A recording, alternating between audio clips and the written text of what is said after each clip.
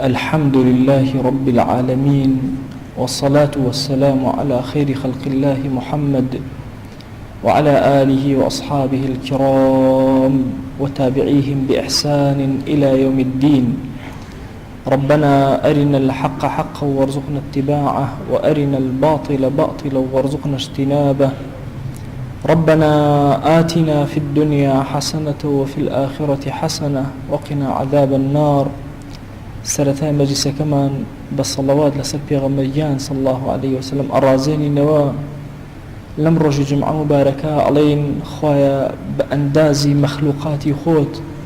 بە ئەندازی نەفەسی ئەوەی کە مەخلوقاتی تۆیە، پەروەردگارە سەڵەوات، باشترین جۆری سەڵەوات بۆ دیداری پێغەمبەری خوا صلی الله عليه وسلم بنێرە. خوایان سەلامی ئەم مەجلیسەی ئێمە بگەێنە پێغەمبەری خوا صلی الله عليه وسلم. بەڕێزانم، زۆر گرنگە ئینسان لە ژیان تێبگات، لە مردنیش تێبگات. ئێمەی مرۆڤ نابێت تەنها وا بزانین خۆمان ژیان لەسەر ئەم گۆی زەوی ئەبەینە سەر، ئەبێت چاومان کراوە بێت هەموو جۆرەکانی ژیان ببینین. ابن القیم لە مەدارج السالکینە 8 جۆر ژیان باسەکە. ئێمە ئەمڕۆ 5 جۆر لەو جۆرانە باسەکەین، ئەگەر خوا عمری باقی کرد 3 جۆرەکەی تر دەرسی داهاتوو باسەکەین. جۆرەکانی حیات زۆر زۆرن کە ئینسان ئەچێتە خزمەت قورئان، جۆرێکیان بە ئاشکرا لە قورئانە دەرەکەون. یەکەمین جۆری ژیان بریتیە لە ئەو ژیانی کە خوای گەورە بە زەوی عەتاءەکە. زەوی خوای گەورە ژیانی پێ عەتا کردووە، هەرچی ژیانەوە هەیە لەسەر ئەم گۆی زەوی هەمووی لە زەویەوە تاقە وەرەگرێ و هێز وەرەگرێ. ماسا سعیدی نورسی قسەیەکی زۆر عەزیمی هەیە، ئەفەرمێ ئەگەر چنگێ مشتێ خۆڵ، چنگێکی بچووکت بێنە دانێ، هەموو مرۆڤایەتی کۆکەرەوە بزانە ئەتوانن ئەم خۆڵە دروستکەن کە ناتوانن. ئەفەرمێ ئەم مشتە خۆڵە 100 جۆر تۆی تێ بکە، ئەنواع جۆری ڕەنگت ئەداتێ، ئەنواع جۆری تامت ئەداتێ، ئەنواع جۆری بۆنت ئەداتێ، هەر هەمووشی ئەم تۆزە خۆڵەیە. ئەم تۆزە خۆڵە چییە؟ ئەم بارانی بەرەکەتە بەسەریا دا ئەبارێ، ژیان جارێکتر ئەبەخشێتە. ئەوەندە گرنگە خوای گەورە هەر بە وشەی حیات لە قورئانە باسی کردووە. ئەفەرمێ والله أنزل من السماء ماء فأحيا به الأرض بعد موتها. زەوی لە ئاسمانەوە بارانێکی جوان، ئاوێکی جوانی پڕ بەرەکەتمان ناردووەتە خوارەوە، بەهۆی ئەم بارانەوە زەویمان پێ زیندوو کردوێتەوە دوای ئەوەی کە مردووە. والله ئینسان بەهاران کە سەیری ژیانەوەی زەوی ئەکات دڵی زۆر ئەکرێتەوە. هەموو کەس دڵی لە پایزانە جۆرە غەمباری ئەیگرێ، لە بەهارانە دڵەکەی ئەکرێتەوە، چونکە ئەبینە زەوی ژیاوەتەوە جارێکی تر. چۆن مناڵێک لە دایک ئەبێت هەستەکەی ژیان بەم مناڵە دراوە، دایک و باوکی چەند بەلایەنەوە شیرین و جوانە، بەخوا زەویش بە هەمان شێواز کاتێک کە ئەیبینی جارێکی تر گوڵەکان دەمیان ئەکەنەوە، ڕەنگەکان، تامەکان، بۆنەکان هەموویان ئەم تاقەیە لە زەویەوە وەرئەگرن. ئێستا دیڕاساتی نوێ باسی ئەوە ئەکات چۆن دایکێک مناڵەکانی لەیەک ناچن، هیچ دارێکی میوە نییە کە میوەکانی لەیەک بچن. لەم سەرزەوی خوایە سێوێک لە سێوێک ناچێت، لەم سەرزەوی خوایە گوڵێک لە گوڵێک ناچێت، لەم سەرزەوی خوایە پرتەقاڵێک لە پرتەقاڵێک ناچێت، با لە یەکداریش بێ. بەڵام تامی ئێمە، هێزی ئێمە ئەوەندەیە کە لەیەکیان ناکەینەوە، لە نزیکیان لەیەکەوە ئەزانین وەکو یەکن. ئەم حیاتە یەکەمین جۆری حیاتە کە خوای گەورە ژیانە ئەیدا بە زەوی. جۆری دووهەمی ژیان بریتیە لەوەی کە هەر شتێک گەشە بکات، حەرەکەی تیابێ و گەشە بکە و زیادکە، جۆرێکتر لە ژیانە خوای گەورە پێ عەتا کردوون، پێ ئوترێ حیات النەما، حیات الاغتذاء، ئەوەی کە شتێک وەرئەگرێت و پێی گەشە ئەکا. دووشت لە کەونا مشتەرەکن لەمە. هەرچی حیوانەکانە لەگەڵ نەباتە، هەرچی دار و درەختە هەمووی ئەو ژیانە. درەختێک کە تۆ ئەبینی پەلێکی درێژ ئەکات و ئەیهێنێت، باڵای بەرز ئەکات و جوانی ئەکا، ئەمە هەمووی ئەکاتە حياة ژیان بەڵام ژیانێک کە تەنها نمایتیایە یان ئاژەڵەکان هەر هەمویان کاتێک کە گەورە ئەبن بەچەکانیان هەموو ئەکاتە نەما ئەمە جۆرێکە لە حیاتێکی تایبەتە کە خۆی گەورە عەتایەکە حیاتی سێهەم کە خۆی گەورە عەتایەکە حیاتی حیوانەکانە هەموو گیاندارەکان ئەو ژیانیان پێ عەتایەکە لەگەڵ ئەوەی کە زیادەکەن خاڵێکی تر خۆی گەورە پێیان عەتایەکە کە ئەویش بریتێ لە حرەکە و جوڵە و ئیحساس هەستیان هەیە لەگەڵ نەماکەیە ئەم دوانیان پێ عەتایەکە واتە هەموو حیوانێک کە تۆ لەسەر زەویە ئەیبینی گیاندارێک کە ئەبینی مرۆڤ کە ئەبینی هەستی هەیە حساسە ئەبینی حرەکە و جوڵەی هەیە لەگەڵ ئاژەڵێکە کە ئەیبینی بە هەمان شێواز ئەمە حیاتێکە خۆی گەورە عەتای کردووە زۆرێک هەن ئەلەم جۆرە ئەوەستن ئەم جۆرە هەتا ئێرە حیات ئەکەن و زیاتر ناکەن مرۆڤ و ئاژەڵەکان هەمویان لەم جۆری ئیحساس و لەم جۆری حرەکەی هەمویان مشتەرەکن ئەگەر بێت ئینسان مقارنە بکرێت لەگەڵ بولبولێکی جوانە ئینسان پۆشاگە بۆشێ ئەویش خۆی گەورە پۆشاکێکی پێ عەتا کردو ئینسان خانوویە بۆ خۆی دروستەکە خۆی گەورە سەلیقەیەکی بەو داوەکە خانوویە بۆ خۆی دروستەکە ئینسان ئەخواتەوە ئەویش ئینسان ئەخوا ئەویش ئەخوا ئینسان مناکەحە و زەواجەکە ئەویش مناکەحە و زەواجەکە هەمان شێوازی ئینسان سبحان الله بۆیە ئەفەرمون عولەما ئەگەر ئینسان لێرە وەستا هیچ جیاوازێکی لەگەڵ ئاژەڵە نییە هەروەکو ئاژەڵەکان کۆمەڵە سەلیقەی هەیە لەسەر زەویە ئەگەرنا حیاتی سەرزەوی نییە جۆرێکی تر حیات هەیە دەرئەسموویەمەوە سەر ئەم حیاتە کە حیاتێکە بەبێ اختیدا بەبێ ئەوەی هیچ شتێ بخۆی حیاتت ئەداتێ کە ئەوش حیاتی مەلائیکەیە خۆی گەورە ژیانی پێ عەتا کردوون بەبێ ئەوەی هیچ شتێ بخۆن و بخۆنەوە خواردنەوەی ئەوان تەسبیحی رب العالەمینە بە هیچ شێوازێ ئەمانوو نابن ئەوانەی کەوا هیچ شتێک ناخۆن یعنی اختیدا و گەورەبوون و حرەکە و جوڵە و ئیحساسیان پەیوەست نییە بەسەر زەوی و بەسەر خواردنەوە ئەو جۆرانە بە هیچ شێوازێ مانوو نابن بۆیە خۆی گەورە کاتێک کە باسییان ئەکە ئەفەرمێ یوسەبحون اللەیل والنەهار لا یەفتوڕون شەو و ڕۆژ خەریکی عەبدایەتین تەسبیحی خوا ئەکەن سبحان الله سبحان الله سبحان الله ئەڵێن بە هیچ شێوازێ مانوو نابن قەتعی تێ ناکەن چێژی لێ وەرەگرن چۆن مرۆڤ چێژ وەرئەگرێ لە خواردن و خەرنەوەکانی سەرزەوی ئەمە چوار جۆر لە حیات بوو کە لە خزمەتانە عەرزم کرد سیامیان مرۆڤ جۆرێک مشارەکەی لەگەڵیا هەیە چونکە حیاتی سەرزەوی کە ئەژیێتەوە پەیوەندێکی بە مرۆڤەوە هەیە چونکە هەموو شتێکی مرۆڤ لە خاکەوەیە خۆشی لە خاکەوە دروست کراوە گەشەی مرۆڤ نەمای مرۆڤ هەمووی لە خاکەوەیە بۆ مرۆڤ هەموو ئەو خواردنانەی کە ئەیخوا یان نەباتین ڕۆکین یان ئاژەڵین ئاژەڵ لە چیوە پەروەردە ئەبێ لە خاکەوە ڕۆکیەکانیش هەر لە خاکەوە کەوابوو ئەساسەن ئینسان دەچێتەوە سەر خاک لەگەڵ ئاژەڵەکانە مشارەکەی هەیە لەگەڵ هەموو دار و درەختیشە مشارەکەی هەیە لەگەڵ ئەوانە هەموو نەشو نماکە لەگەڵ ئەمانە ئیحساس و حرەکەی هەیە حياتي ترمان هي عزيزانم كبي أوتري حياة العلم بعد الموت يا حياة العلم من الموت بخوا إنسان همو أماني هبي أجر زانستي بخوا نبي لسر زويا والله أم كسم مردو هيش نية مروف أجر تنها بريتيبه لخوارنو خواردنوا بريتيبه للرابواردن بريتيبه لمال دروس كردن أو كي مروفه أو عرزم كردن لقال أجل كان مساوية خواهي قوله أفرمي أولئك كالأنعام بل هم أضل كرال وكو أجل كان وان بخواه نجار خراب تريش هندشته أجل كان إحساسي أكن أجل كان هستي بي أكن سليقيان هي مروف أو سليقيان لدس أدا أجر نوري علم زانس نبي أجر نوري إيمان نبي لناخيا بويا أم جوري أخير زور قرنجة بي وستبع إيمو خواهي قوله القرآن إشارة بما أكا أفرمي أو من كان ميتا فأحييناه وجعلنا له نورا يمشي به في الناس أري كسيك هي طبعا ميت وميت لقرآن دوش يوازا أجر ميت سكوني هو لقرآن نوت ميت بحركة نوت وت ميت يا أكد بسكون وت يعني هيج حركة جوليتيا نما أو كسب الطاوي مردوه أيحب أحدكم أن يأكل لحم أخيه ميتا فكرهتموه هري شكل إيوة أريكس هي حسكا بوشتي براكي بالطاوي بمردوي بخوا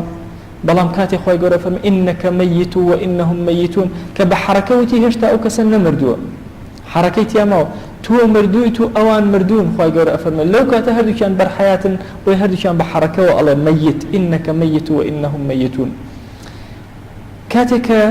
ليرة خوي قرأ باسي شيء أكا باسي وكا إنسان بالطوي مردبه هيج حركي نما به فأحييناه زندوما كريته بنور قرآن قرآن إنسان زندو أكاتو علم قرآن إنسان دروس أكاتو جياني كتربة إنسان أبخشي إن هو إلا ذكر وقرآن مبين لينذر من كان حيا أأم قرآنا أأم ذكرك وقرآنك زور أشكرايا إنذار ترسينا ربو أو كسيك وحية حياتي لبرايا جاني لبرايا أزاني تيأقا أفامي أزاني أم مالا كاولي إيرا چن روجك وكوتاي بي مالا اشتري هتاي چاور رأيك ئێمە زۆر پێویستمان بەوەیە کە لەم حیاتانە تێپەڕکەین بۆ حیاتی علم بۆ حیاتی زانست گەورەبوون لە بەردەم ڕەب العالەمینە بە زانست هەموو ڕۆژێ ئەگەر یەک فەرمایش فێر بووی یەک ئایەتی قورئان لە خزمەتی ئەوەستای تەفسیرەکەیت خوێندەوە و گوێت لە وتاری ماوەسایەکی ئاینی گرت لە نێتەکەتە کە ئەگەڕایت بە دوای شتی باش ئەگەڕای زانستێکت وەرگرت زانیاریەکت وەرگرت بزانە جۆرێک لە حیاتی نوێ بە تۆ دراوە بزانە تۆ نوێ بوویتەوە والله ئەگەر ئینسان لەگەڵ عیلما نەژی هەموو عمری بە خەسارەتە ئەڕوو لقمانی حەکیم بە کوڕەکەی ئەڵێ یا بونەیە جالس العلماء وزاحمهم بركبتيك ئەی کوڕی شیرینم لەگەڵ زانایانە دانیشە بە ئەژنۆکانت ازدحام لە دەوریان دروستکە فإن الله يحيي القلوب بنور الحكمة خوا بنور دانايتي دلكان زندو أكاتوا كما يحيي الأرض بوباب القطر أفرمي هرچون دن كباران كان خواهي قربه هو دن كباران كان زوي زندو أكاتوا أو بحكمة نور علم بنور حكمة دلكان أو دان أكاتوا زندويان أكاتوا براسي أما زور بيسمان بويك هميشو هموكات خۆمان بە طالبی علم بزانین بە شوێن کەوتە علم بزانین لە خزمەتی علما بین علم زۆر گەورەیە یەکێکە لە صفاتەکانی خوا جەل جەلالوه هەر کەس لەو صفەتەی تۆزێ وەرگرت پلەی بەڵەند ئەبێ چونکە پلەیەکی ئیلاهی زۆر گەورەیە کە پەخشی ئەکا لەسەر زەویە بریتێ لە علم و زانست ئینسان پێوە زۆر گەورە ئەبێ معاذی کوڕی جەبەل پێوترێ ڕئیس العلماء طبعا معاذی کوڕی جەبەل قسەکەی دوور و طول و تەفسیلە إيمان إهنا توفاتك همو عمرك أكاتا نوصل لنوصل لخزمتي في غمري خويا صلى الله عليه وسلم هندق أفرمي حتى حوصل في غمري خويا صلى الله عليه وسلم أفرمي معاذ كر جبل كي أعلمكم بالحلال والحرام لهمو كزيات لنا أصحاب حلال وحرام اللي يجي أكرد وإذاني كام حلال وكام حرام لفرمي اشتكى أفرمي كان بين يدي الله كان بين يدي العلماء برتوة أفرمي للروج قيامتها بأندازي بردك كان أروى هل يبدي معاذ كر جبل أونا لبيش علماء وهرهم يانا وستاوى أقريك هنگا لبيش علماء وبيقوري ديور أوانده لبيش علماء ولا بدم خوايا بوسته زين شون باسي علم من بوأكا أفرمي تعلموا العلم فيري علم بن فإن تعلمه لله خشية والله فيربوني علم لبرخاتي خوا خشيتي بخوا ترسان لخوا زورك وطلبه عبادة بقري بدوايا همو قرانك بدوايا علما بعبادة بوتا نسري ومذاكرته تسبيح كمراجعية كي توبو يبيرد نسيته همو بالتسبيحات خوا بوتا نسري والبحث عنه جهاد بخوا بقري بدوايا علما برها البيت وخذ مانو أكي تحقيقاتي زانستي أكي بجهاد بوتا نسري وتعليمه لمن لا يعلمه صدقة كاتك وكسك نايزان وبي أليته صدقه خير خيراتك وبذله لأهله قربا كاتك أهل علم بيان عطاءك يشتاق لعلم زيادان أديتي أو زياتر نزيك أبيته لرب العالمين إن جاء فرمي يرفع الله به أقواما خواهي قوراء بەهۆی علمەوە خەڵکێکی زۆر بەرز کردوێتەوە فيجعلهم في الخير قادة کردوێنی بە گەورەی خەڵک وأئمة تقتص آثارهم كردوني بكم الله أئمة برز خلق شون بيان أجري شون بيان هلا أجري وشون يعني أكري لهم يقرن كتير أفرميه ترغب الملائكة في خلتهم بوخوا أو كاتيك علماء بتاقي هذا أنشتون ملائكة زور حزة كان كسب دوري أنا وني أو أنا تشن لدوري دا أنش أفرميه يكر لتشجكاني ملائكة لقل أهل علم أو هيج كاتي أهل علم بتنهانين إلا ملائكة بدوري أنا ودانشن لعل التصرفات لهل سكوتي سودك وملائكة بجاني حتى أفرمي هند جار ملائكة معاذ كر جبل أفرمي مسحي هند شويني أهل علم أكن أي تكين هند شويني باكو خيان رأي أجرن شوك أزان أما كسك أهل فضل أفرمي يستغفر لهم كل رطب ويابس حتى تريوش كي سرزويها هرهم داويل خجبوني عن الأخواب أكا وحيتان البحر وهوامه حتى يشتد لنا درياء أبيني لحوتيكي زور قورة تاب شكتين اشتينا درياء تا ميكروبيكي ناو أو كان همويا استغفارا كان بو أو وسباع البر وأنعامه هرشي درندكاني وشكاني هي هرشي آجلكاني وشكاني هي هر همويا استغفاري بو أكن بو أما بو لأن العلم حياة القلوب چونك علم بريتيا لحياة الجيان بو دلكان والله دلكان لجهل وتنهى علم زندويان أكاتو بويا برز كان أم بلاي كي زور قوري لزمني فتنة إنسان تشيبكا بخوا لزمني فتنة بس دزقرتن بعلم وبارسني إيماني خوت خريك علم با إيمان بالبارزة ألم دوانت نجاحته يعني رزقارت أبي دي قد بدأ أمرو إما كان قصة أكريه لولاتي إما لن اجتماعي إما خلقي مسلماني إما أهلي مزقود أهلي دزنير كاني خريكة بن كاني باسي سياسة أكري كاني درو أكري بو أحزاب كاني درو أكري بو مسؤولين كاني قصي بيجي أكري بيعري أكري أي أما تسودي بإما أجيني إما إيمان دار إنقاذ إيمان قورتين اشتاكا كأمرو جيبجيكين أورتو باسي إيمان برازين رو خلقي كيبكا بالو بري عصيان وتاوانا بزان الشعوري شون أجول براندر بإيمان دي برو صدق سي سياسي وكبزان السودي اللي ورقري ده برو برز كان مسائل علم مسائل إيمان دوشتي قريدراون بيكوا والله إنسان كان لخزمة علم أبي كان خوي بهيسكا أو اندى جياني كي نوي بعطاك راون أم جيانا تاك جيانك كمروف يك مرتبة توزي زياتر لأجل كان برزي أكاتو لما أنا زور حياتي ترماوة سي حياتي ترماوة كإنسان زور ترقي زياتر أكابي درس كان يترى لخزمتنا باسي أنا كم داوم لذاتي باكي پروردگار جاري كتر جيان بدلمان عطاكاتو خواه بخاتي قوري خوت روح من جاري كتر بكرو ببرا حياة من بي عطاكرو يا أكرم الأكرمين من كره خزمتكاري علم وعلماء يا أكرم الأكرمين خواه داود لي أكين بناوي جوانت بصفتي برزت باسمي عظمت همو كلمة كإيلين خواه لمن قبولك همو كلمة جويلي أقرين خواه لمن قبولك يا ربي خواه جان داود لي أكين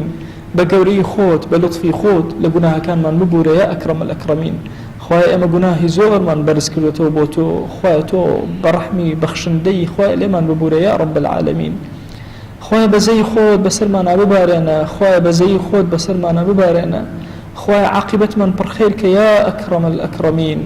يا ربي خواه لم دنيا درمان مك بإيمان ونبي لم دنيا درمان مك بشياتمان ونبي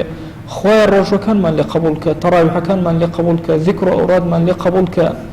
پروردگار داود لي أكين بناوي جوانت بصفتي برزت باسمي عظمت خواه الرزامندي خود بسرمانا ببارين بمن يرى لو عبداني كتوليان راضيت أمان لتو راضي يا أكرم الأكرمين خواه لقناهي داكو باك من مبورة لقناهي براء خشكان من مبورة لقناهي خزم كسكار من مبورة يا ربي خواه لقناهي دراوسي كان من مبورة خواه جان لقناهي رفيق وهاولا كان من مبورة لقناهي خوشويستكان من مبورة هركز لبرخاتي تو خوشي وستوين خواه جان داواد ليكين لقناهي ببورة هركز لبرخاتي تو رقي لمن هلقرتوا خواه جان داواد ليكين لقناهي ببورة يا ربي خواه رق لدلمانا برانبر بهر مسلمان بيابوا خواه جان دلمان صاف كرو لقناهي ومسلمانا نجب ببورة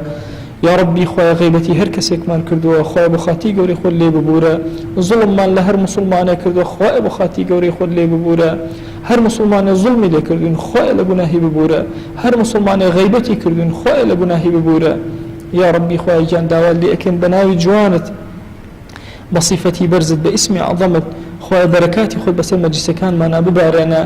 یا ربی خوای گیان لە گوناهی ماڵ و مناڵمان ببورە پەروەردگارە دوعاکانمان قبول کە بەرەکەت بخەرە دوعاکانمانەوە لێمان قبول کە یا ئەکرەم الئەکرەمین یا ربی خوای گیان هەر کەس لە ژیانە چاکەیەکی لەگەڵ ئێمە کردو خۆی لە گوناهی ببورە هەر کەس پیاوەتێکی لەگەڵ ئێمە کردو لە گوناهی ببورە یا ربی خوای گیان داوان لێکن بە ناوی جوانت بە صفەتی بەرزت بە ئیسمی عەظەمت بەخشندەی خۆت بەسەرمانە ببارێنە یا ئەکرەم الئەکرەمین بەخشندەی خۆت بەسەرمانە ببارێنە یا ئەرحەم الراحیمین خوای تەراویحەکانمان قبول کە خوای شەوی قەدرمان بە قسمەت کە یا ربی خوای بمان گێڕە لەو عەبدانەی کە شەوانی قەدر بە جوانترین تاعەت بەرزەکەنەوە بۆ تۆ یا ئەکرەم الئەکرەمین یا ربی خوای گیان داوان لێ ئەکەین صلاة و سلام بەسەر مەجلیسەکانمانە ببارێنە پەروەردگارە داوان لێ ئەکەین خۆت ڕزگارمان کە لە ظولوماتی جەهل بمان خەرە ناو نوری هیدایەتەوە یا رب العالمین خوای بۆ خاتی گەورەی خۆت ئیمانمان بەهێز کە خوای ئیمانمان بەهێز کە خوای پەنا ئەگرین بە تۆ لە ئیمانی لاواز خوای پەنا ئەگرین بە تۆ لە ئیمانی لاواز یا ربی خوای بەزەیی بەسەرمانە ببارێنە لێمان قبول کە یا ئەکرەم الئەکرەمین خوای گیان ئێمە عەبدانێکی گوناهکار هاتوون تەماڵەکەی تۆ هەرێکەمان کۆمەڵی حاجەمان هەیە خۆی حاجەکانمان بۆ جێبەجێکە